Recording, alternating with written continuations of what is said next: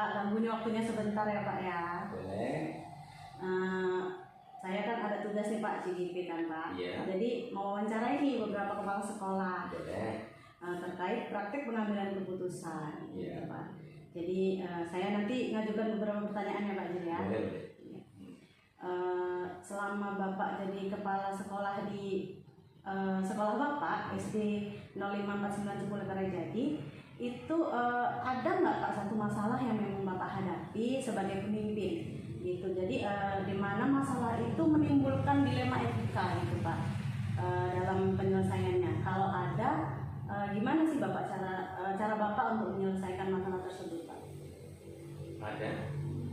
Ini pernah saya mengalami masalah dalam kasus di sekolah saya, itu tepatnya pada tahun 2022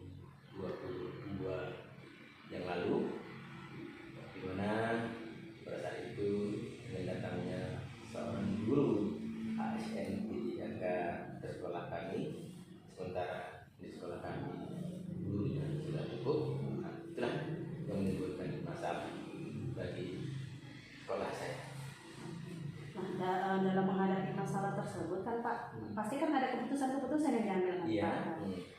Kalau boleh tahu nih, keputusan apa yang Bapak ambil Pak? Nah, pada waktu itu, dengan datangnya guru ASN D3 tersebut, kemudian gurunya kami sudah cukup, maka terjadilah masalah yang harus saya ambil keputusannya, penyelesaiannya, di mana dalam dapodik dengan datangnya guru ASN tersebut, salah satu dari guru kami yang sudah mengabdi di situ memang harus kehilangan jabatannya dalam dapodik. Oke, dari apa yang Bapak sampaikan, keputusan tersebut ya Pak ya, seperti memang udah solusinya seperti itulah ya Pak ya. Jadi kalau dari modul yang saya pelajari Pak, di modul 3.1 ini kan ada dua jenis dilema Pak. Dilema etika yang merupakan dilema kebenaran lawan kebenaran, dan juga bujukan moral Pak, kebenaran lawan kesalahan. Jadi kalau menurut Bapak sendiri ini sebagai kepala sekolah, menurut Bapak bagaimana sih Bapak dapat mengidentifikasi kasus yang sudah Bapak hadapi, mana yang merupakan dilema etika ataupun dan mana yang merupakan bujukan moral Pak? Ya. Ketika mengambil keputusan, saya ceritakan dulu keputusan yang ya. Jadi dengan perbedaan istilahnya kita yang mana kita tentukan mana yang tentang etika, mana tentang bujukan moral. Nah, jadi pada masa itu dengan datangnya guru ASN tersebut yang saya katakan tadi dalam dapodik jadi lebih, maka kan harus mengambil keputusan mana guru yang harus dikeluarkan dari dapodik. Itu menentukan itu kan disitulah bagaimana saya menjaga hubungan saya dengan guru tersebut agar tetap harmonis. Jadi menurut saya itulah yang berhubungan dengan etika itu ya. Nah, kemudian kalau masalah tentang dilema apa tadi satu lagi bujukan moral, nah di sini saya harus menyelamatkan istilahnya karir dari guru yang akan menjadi korban itu kan, yang akan itu maksudnya dilema bujukan moral ini. Saya harus mempertimbangkan itu bagaimana dengan datangnya guru ASN 3 tersebut, guru yang ada di sekolah saya itu terselamatkan semua posisinya. Berarti tadi dari kasus Bapak yang sudah Bapak ceritakan ada dia dua dilema etika sudah masuk di situ ya kan Pak, bujukan moral juga sudah ada.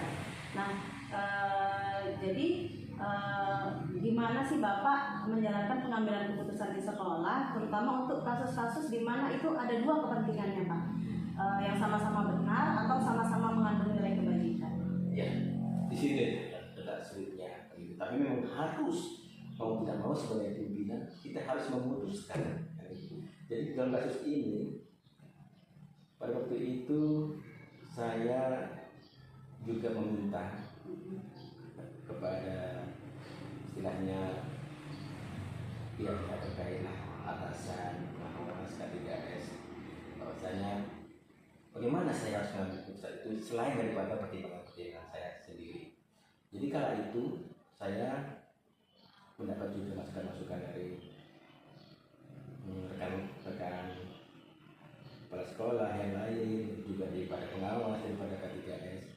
Memang ya sulit memang keputusan saya ambil itu, karena itu tadi harus menjaga hubungan baik dengan ya guru-guru dari yang dan apa belum tahu lah kayaknya yang mana nanti akan ditentukan ya siapa yang akan dikeluarkan dari Kapolri. Kemudian bagaimana juga istilahnya bisa menyelamatkan guru tersebut, janganlah cepat karir terputus kayak begitu. Kemudian Pak, kalau dalam kasus tersebut menyelesaikannya itu tadi kan pasti ada langkah-langkah kan Pak, langkah-langkah keputusan yang diambil ya kan Pak. Jadi langkah-langkah atau prosedur seperti apa Pak yang Bapak lakukan? Tentunya dengan pertimbangan-pertimbangan ya. Pertama, bagaimana saya mencari solusinya dulu kan gitu. Maka waktu itu saya berpikir bagaimanalah menyelamatkan guru honorer tersebut kan, agar dia tetap berada dalam Dapodik walaupun istilahnya bukan di sekolah saya lagi kan gitu. Kayak saya mencari istilahnya sekolah lain yang bisa menerima beliau begitu. Jadi saya terlintas di pikiran saya, oh iya, guru ASN P3 yang datang itu kan dia meninggalkan kelas yang lama di sekolah yang lama. Nah, jadi saya menghubungi kepala sekolah yang ditinggalkan guru ASN P3 tadi kan. Saya ceritakan masalah saya yang saya hadapi, dan saya mohon kepada beliau agar bisa menerima lah istilahnya salah satu guru honorer tadi yang akan saya keluarkan dari Dapodik agar bisa diterima di Dapodik sekolah tersebut ya sekaligus mendapatkan tugas di sana gitu. Iya, Pak. Kalau dan untuk pertanyaan selanjutnya nih Pak. Ya. Jadi dalam mengambil keputusan untuk kasus dilema etika pasti kan ada memang hal-hal yang dianggap paling efektif ya Pak ya.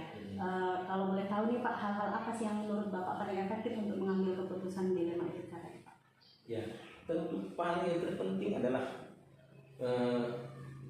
keharmonisan, dalam hal ini komunikasi. Itu yang terpenting kan gitu. Bagaimana mengajak guru bersangkutan tersebut dalam mengambil keputusan itu.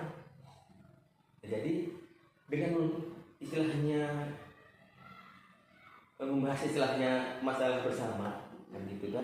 Nah, seperti ini masalahnya yang kita hadapi kan gitu. Artinya saya ini bukan istilahnya apa ya, semata-mata pemikiran saya, tetapi juga membawa guru-guru tersebut dalam masalah ini sama-sama mempertimbangkan. Nah, saya kira itulah yang paling efektif. Dengan demikian mereka bisa paham, mengerti posisi yang saya hadapi. Nah, jadi hubungan baik saya dengan mereka itu tetap berjalan. Berarti komunikasi sama guru-guru lah ya. Iya. Nah, kalau pengambilan keputusan tadi kan pasti ada aja tuh Pak tantangan-tantangan yang dihadapi. Hal-hal apa saja tuh Pak tantangannya Pak? Yang pertama tentunya efek daripada keputusan tersebut pasti ada yang merasa jadi korban dalam hal ini kan gitu. Tapi ya semua itu harus kita hadapi, sebagai pimpinan. Ya kita mesti menerima, walaupun istilahnya dalam hubungan tadi baik dikatakan, tetapi sesungguhnya sedikit banyaknya guru yang menjadi korban itu pasti ada sedikit rasa tidak enak hati, dan itu sebagai pimpinan kita harus terima itu. Kalau untuk menyelesaikan masalah itu tadi Pak, apa Bapak memiliki jadwal tertentu gitu untuk menyelesaikan kasus dilema etika tadi? atau Bapak ini menyelesaikan langsung gitu di tempat Pak? Kebetulan setelah ini karena memang istilahnya di waktu yang secepatnya diselesaikan, mengingat kan Dapodik itu tidak selamanya bisa di apa kayak ya, ada kalanya Dapodik itu tutup, jadi kan mengingat itu ya tidak terjadwal, sesegera mungkin keputusan harus saya ambil gitu. Untuk faktor-faktor ini Pak yang selama ini mempermudah ataupun membantu Bapak dalam pengambilan keputusan dalam kasus-kasus dilema etika ada atau tidak Pak? Ya, faktor-faktor itu tadi sebenarnya sudah saya sampaikan tadi di depan, terutama yang tadi menjaga istilahnya hubungan baik itu dengan komunikasi, dengan bicara dari hati ke hati, yang membawa mereka dalam masalah ini sama-sama mengambil jalan keluarnya, mencari jalan keluarnya. Saya kira itu yang paling efektif.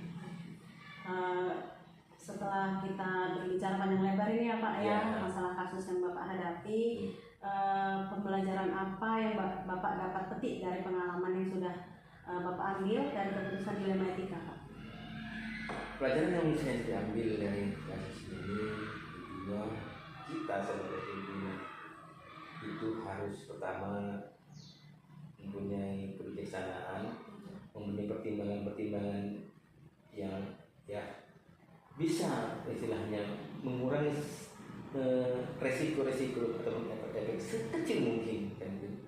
Jadi kalau istilahnya ada hal-hal yang nggak bisa dihindari tetap bisa tertutupi dari istilahnya keputusan yang sudah diambil itu tidak istilahnya total istilahnya merugikan seseorang.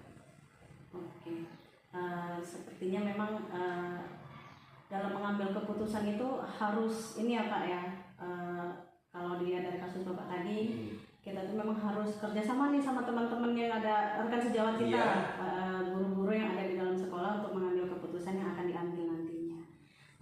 Baik Pak Julham, sepertinya sudah selesai wawancara kita ini Pak. Terima kasih untuk waktunya, sudah bersedia untuk saya wawancarai Pak. Terima kasih Pak Jul. Oke, sama-sama Bu. Selamat pagi Bapak. Selamat pagi Bu.